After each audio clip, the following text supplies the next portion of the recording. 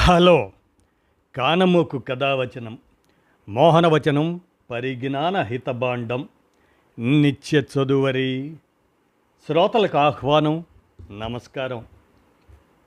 చదవదగునెవరు రాసిన తదుపరి చదివిన వెంటనే మరువక పలువురికి వినిపింపబూనిన అది ఏ పరిజ్ఞాన హితబాండమవుపో మహిళ మోహనవచనమై విరాజిల్లు. పరిజ్ఞాన హితబాండం లక్ష్యం ప్రతివారీ సమాచార హక్కు ఆస్ఫూర్తితోనే ఇప్పుడు కానమోకు కథావచనం మోహనవచనం సమకాలీన కథా సందేశం ఈ శీర్షికన అనురాధ నాదళ్ళ వారు విరచిత కథ ఒకరికొకరు అనే దాన్ని ఇప్పుడు మన కానమోకు కథావచనం శ్రోతలకు మీ కానమోకు స్వరంలో వినిపిస్తాను వినండి. ఇక కథలోకి ప్రవేశిద్దామా. ఒకరికొకరు కథ పేరు, రచన అనురాధ నాదెళ్ళ. ఇక వినండి, కథలోకి ప్రవేశిద్దాం. 4 రోజులుగా ఎడతెరిపి లేకుండా వర్షం.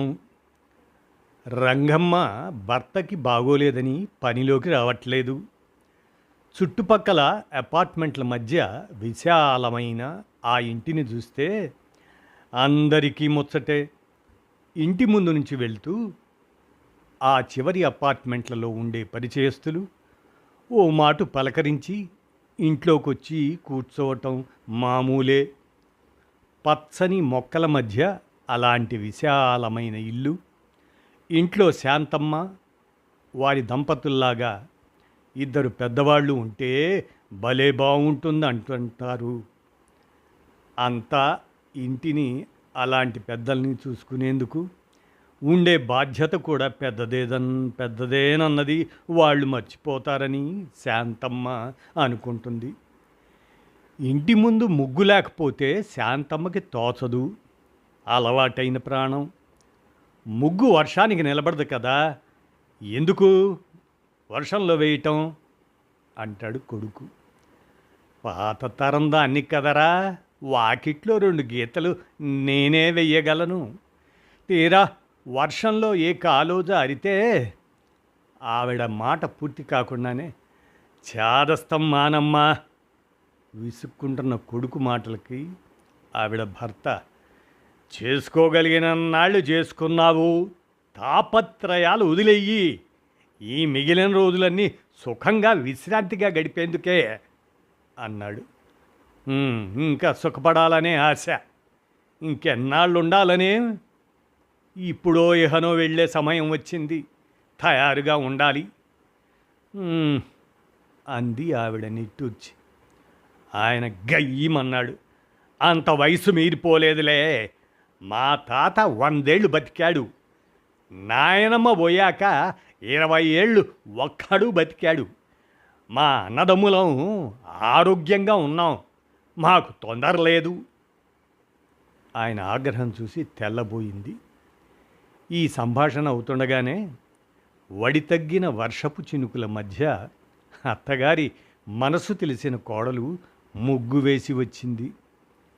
కోడలు వెనకే వంటింట్లోకి వెళ్ళి, మాకు చారన్నం పెట్టు, అంతకంటే ఈ వర్షాల్లో తిన్నా అరగదు అని చెప్పింది శాంతమ్మ.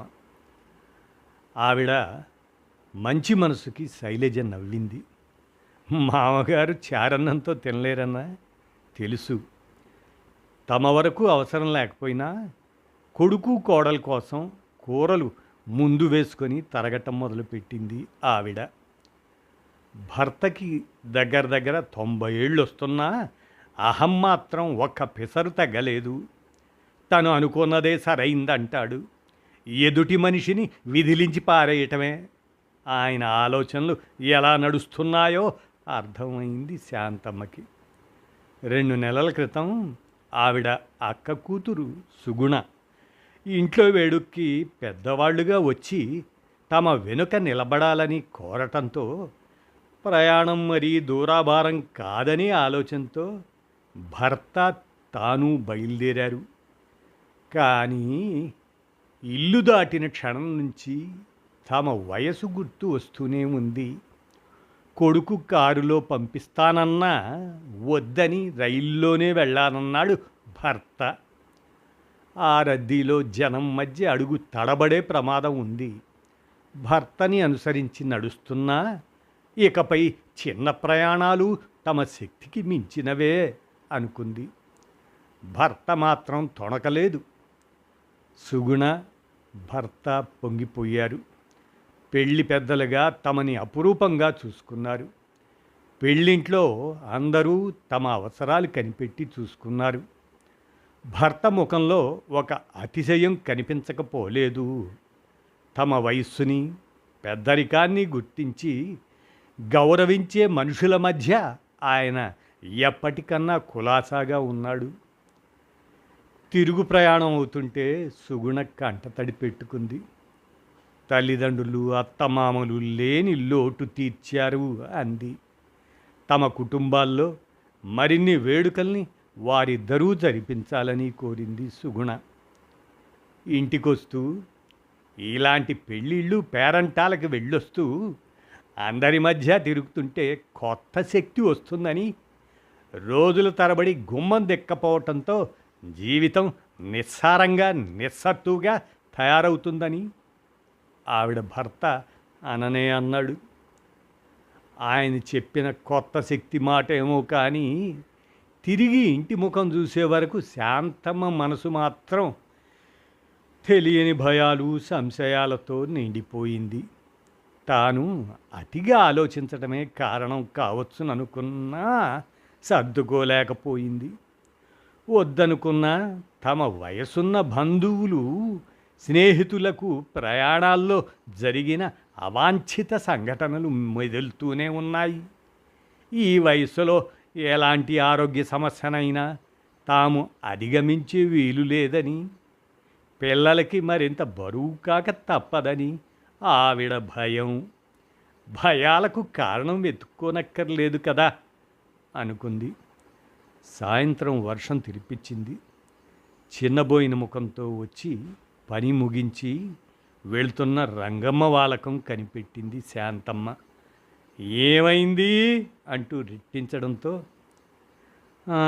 ఒకళ్ళకి ఇద్దరిని సాకలేడంట, పిల్లల్నేం పెట్టి చదివించాలంటాడు, రోజు రోజు ఆసుపత్రులు, మందులు ఆడి వల్ల కాదని గొడవ పెట్టుకుంటున్నాడు పెద్దోడు.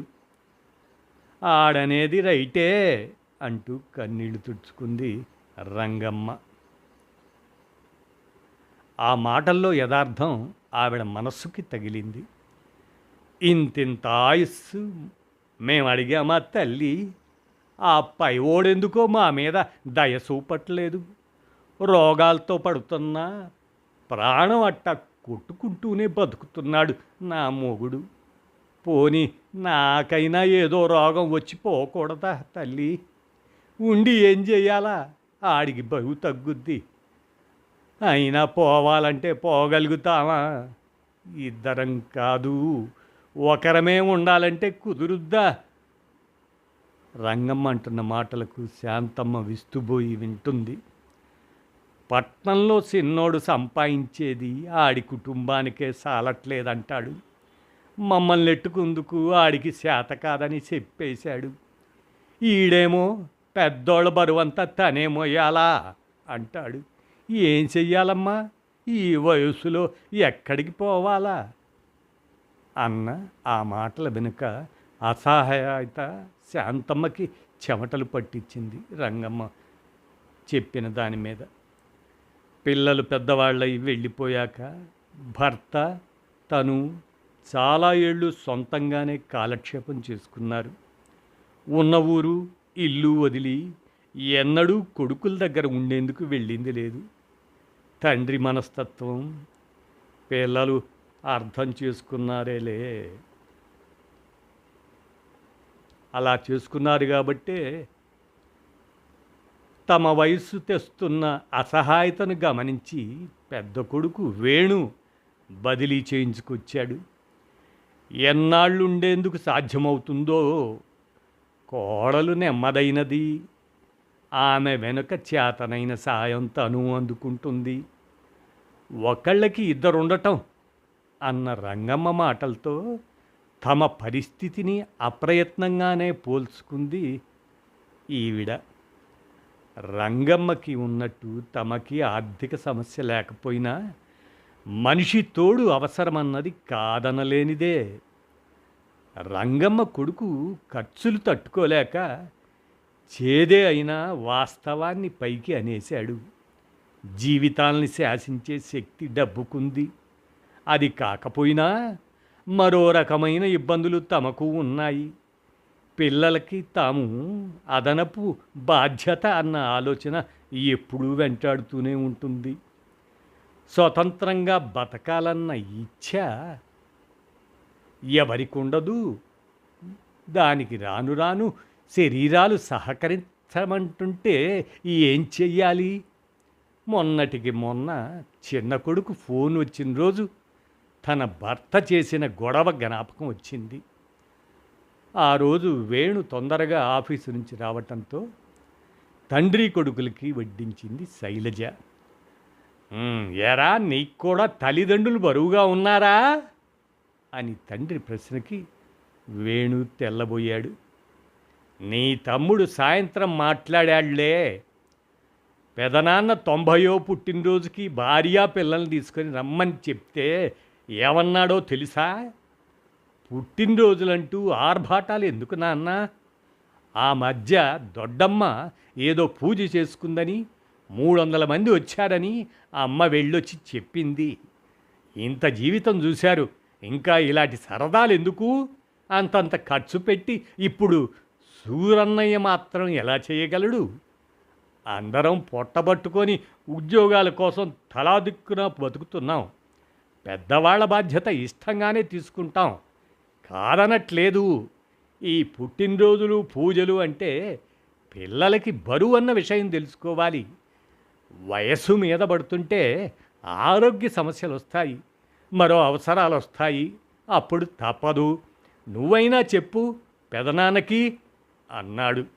వాడు అక్కడికి సూరి వాడితో మొరపెట్టుకున్నట్లు, అసలు ఈ ఆలోచన సూరిగాడిదే అని పెదనాన్న చెప్పాడు. కోపం అంతటితో తీరక కొనసాగించాడు ఆయన. పెద్దవాళ్ళం ఇంటికి నిండుగా ఉన్నాం, అదో ముచ్చట చెయ్యాలని అనుకున్నాడు సూరి.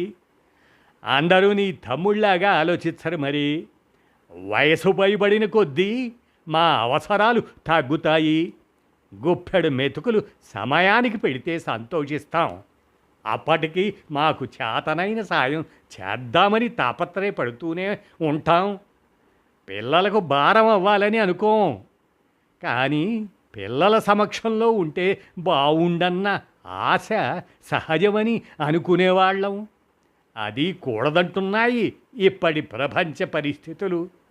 దానికి తగిన సమాజమే తయారవుతుంది అంటూ తండ్రి గొంతులో విసుగు స్పష్టంగా వినవస్తుంటే, వదిలేయండి నాన్న, వాడికి తోచిందేదో అన్నాడు, అది రైటో తప్పో ఇప్పుడు ఇంత చర్చ అవసరం లేదు అని వేణు తలవంచుకొని భోజనం చేస్తూనే అన్నాడు ఆ మాట.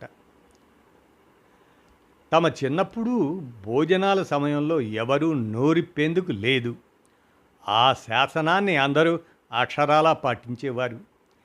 తండ్రి హయాంలోనే ఇప్పుడు కాస్త కాస్త అది సడులుతుంది. ఈ పూట తండ్రి కోపంతో ఉన్నాడు. సముదాయించే ప్రయత్నం చేస్తున్నా ఆయన ఒక పట్టాన సమాధాన పట్టమే లేదు. వయస్సుతో వస్తున్న శారీరక బలహీనతలు ఆయనకు అర్థమవుతూనే ఉన్నాయి. పిల్లలు లక్ష్య పెట్టరేమోనన్న భయం, ఉక్రోషం ఆయన మాటల వెనుక ఉంది అన్నది శాంతమ్మకి తోచింది. కలగజేసుకుంటే కసిరేస్తారన్న సంగతి తెలుసు కనుక ఆవిడ మౌనంగా వింటుంది. అసలు వాడే కాదు, ఏ పిల్లలైనా అలా ఆలోచించటమే తప్పు. ఇది కావాలి అది కావాలని మేము అడిగేది లేదు, మీరు చేసేది లేదు. మీరు పుట్టినప్పటి నుంచి ఎన్నెన్ని ముచ్చట్లు చేశాం. ఊసులు చెప్పినా, నవ్వినా, కూర్చున్నా, అడుగులేసినా పండగే చేసుకున్నాం. ఒళ్ళు వెచ్చబడితే డాక్టర్ దగ్గరికి పరిగెత్తాం. నిద్రాహారాలు మాని సేవ చేశాం. బాధ్యత అని కాక ప్రేమతోనే చేశాం. మమకారాలు ప్రేమలు లేవురా మీకు? పెదనాన్న 9 పదుల జీవితాన్ని చూశాడు. కొడుకే సరదాగా అయిన వాళ్ళందరినీ పిలిచి వేడుక చేసుకుందామంటే సంబరపడ్డాడు. తను ఎటూ ప్రయాణాలు చేయలేడు. ఏదో వంకన అందరూ వస్తారని సంతోషంతో సరే అన్నాడు ఈయన. ఎందుకొచ్చిన హైరానా అనుకోలేదు. ఆ వయస్సుకి ఇంటి నిండా జనంతో హడావుడి తట్టుకోవడము కష్టమే. అయినా కొట్టాడు. ఇంకా ఎన్నాళ్ళీ బతుకు అంటూ ఈశ్వరోమంటూ ఏడుపు ముఖాలతో కూర్చుంటే పెద్దవాళ్ల రోజులు ఎలా వెళ్తాయి? ఇంట్లో చూసుకునే వాళ్ళకి విసుగ్గా ఉంటుంది. కాలం తీరాక ఎటు వెళ్ళక తప్పదు. పోయాక ఏడిస్తే ఏమొస్తుంది? అయినా పోవాలనే కదా ఇప్పటి వారి ఏడుపు. ఇవన్నీ అంటున్న తండ్రి వేణు మనస్సు తండ్రి పట్ల ఆర్ద్రమైంది. తమ్ముడి మాటలకు ఆయన అంతగా కదిలిపోవటం ఒక రకంగా విచారమే అయినా అలా తండ్రి కదిలిపోయాడన్నది అర్థమవుతుంది వేణుకి. అందుకే ఆయన తన వయసు వాళ్ళని సమర్థించుకునే ధోరణిలో పడ్డాడు. అలాంటి ఉద్దేశంతో వాడు అనలేదు, నాన్న, ఈ ఖర్చు రోజుల్లో మన మధ్యతరగతి ఇళ్లల్లో క్లుప్తంగా ఉండవలసిన అవసరం చెప్పాడు. అంత మాత్రాన ప్రేమలు లేవంటే ఒప్పుకోను. వాడిని అర్థం చేసుకోకపోతే ఎలా అని ప్రశాంతంగా భోజనం చేయండి అని వేణు సర్ది చెప్పాక ఆయన కాస్త శాంతించినట్టున్నా, ఇన్నేళ్ల జీవితంలో మా అనుభవాల విలువ మీకు తెలియదురా. మా సలహా సంప్రదింపు మీకు అక్కర్లేదు. డబ్బు ఖర్చనే కానీ మావైన సంతోషాలు పట్టుకోలేరు మీరు. మీతో అనుబంధం కంటే ప్రపంచంతో మాకున్న అనుబంధం పాతది, సుదీర్ఘమైనది. ఆ మమకారం అంత సులువుగా పొమ్మంటే పోదు. ఎవరి బతుకు వాళ్ళు బతుకుతామన్నా బతకనీయదు లోకం. బలవంతంగా తెంపుకొని పోయే రోజు ఎలాగూ ఒకటి తోసుకొస్తుందిలే. అప్పుడు పడే యాతన ఆ వయసు వస్తే కానీ ఎవరికీ అర్థం కాదు అని ఆయన గొంతు జీరబోయింది. భోజనం ముగించి లేచాడు.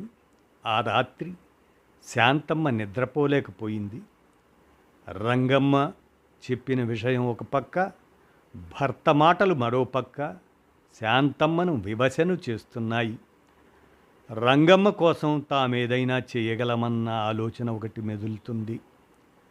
పెరట్లో చెట్లకి మొక్కలకి నీళ్లు పోస్తూనో, రాలిన ఆకులు ఎత్తిపోస్తూనో, అమ్మా, ఈ చెట్ల కింద 4 రాళ్ళు పెట్టుకొని వండుకు తింటూ నేను మా ఇంటాయన ఇక్కడే చల్లగా బతికేయగలం అని నవ్వుతూ చెప్పే రంగమ్మ మాటలు శాంతమ్మ మనసులో మెదులుతున్నాయి.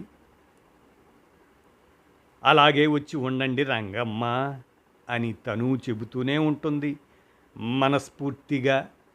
అమ్మో, నా కొడుకుని మనవల్ని వదిలి ఎట్లా రామమ్మ అనేసేది వెంటనే. కొడుక్కి బరువు కాకూడదనుకున్నా భర్తతో పాటు బయటికొచ్చి ఎక్కడ బతకగలం అని అడుగుతుంది ఇప్పుడు. శాంతమ్మ భర్త కూడా నిద్రపోకుండా మంచం మీద మెసులుతుండటం గమనించింది. ఎంతకాలం బతికినా ఇక చాలు అనిపించకపోవటం బతుకు మీద తీపి కాబోలు. ఏళ్ల తరబడి ప్రపంచంతో మమేకమై బతికి జీవితాన్ని విరమించాలన్న ఆలోచనే కష్టం కలిగిస్తుందా? జీవితం పొడుగున మంచి చెడు, కష్టం సుఖం చూసిన భర్త మాటల్లో వాస్తవం అర్థమైన పిల్లల్ని అనటం న్యాయం కాదు. పాపం వాళ్ళు మాత్రం ఏమన్నారు? తల్లి తండ్రి ఉన్నన్నాళ్లే కదా వాళ్ళు చిన్నవాళ్లమన్న భావనతో నిష్పూచిగా బతికేది. ఆ స్వతంత్రంతోనే ఏదో అంటారు. వాళ్ళ మాటల్లో తప్పులెన్నుకుంటూ కూర్చుంటే ఎలా?